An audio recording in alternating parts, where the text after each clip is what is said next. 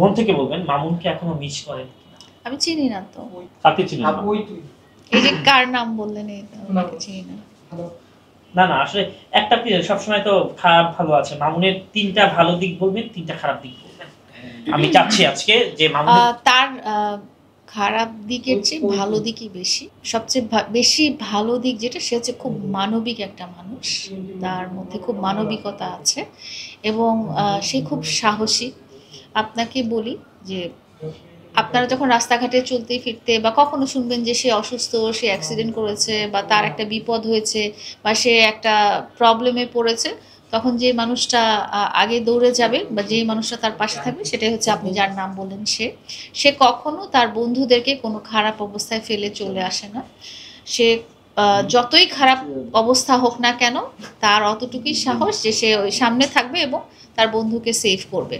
হ্যাঁ, বা সে বন্ধুর জায়গায় অন্য কোনো মানুষ হলেও সে সেটাই করবে, সে কখনোই এটা করে না। তো তার মধ্যে ভালো দিক বেশিরভাগই ভালো দিক, বেশিরভাগই ভালো দিক। খারাপ দিক বলছেন, একটা গুণ বললেন, একটা গুণ বললাম। আর আরো হচ্ছে যে সে বড় বিরাট প্রেমিক পুরুষ, সে জানে তার প্রেমিকাকে কিভাবে ভালোবাসতে হয়, কিভাবে তার প্রতি অ্যাট্রাকশন গ্রো করাতে হয় এটা।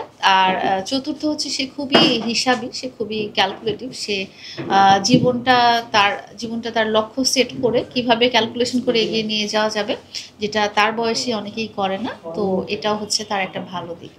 আর খারাপ দিকের কথা আপনি যদি বলতে চান, খারাপ দিক আমার চোখে ওরকম নাই। আমার সাথে সে অন্যায় করেছে বা অপরাধ করেছে সেটা ভিন্ন কথা, কিন্তু আমার চোখে তার কোনো খারাপ দিক নেই।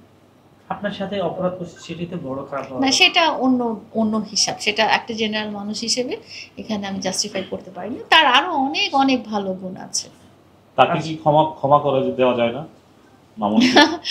এটা যখন যে অপরাধ করবে তাকে এসে ক্ষমা চাইতে হবে, সেটা আপনি চাইলে আপনাকে ক্ষমা করে দেওয়া যেতে পারে।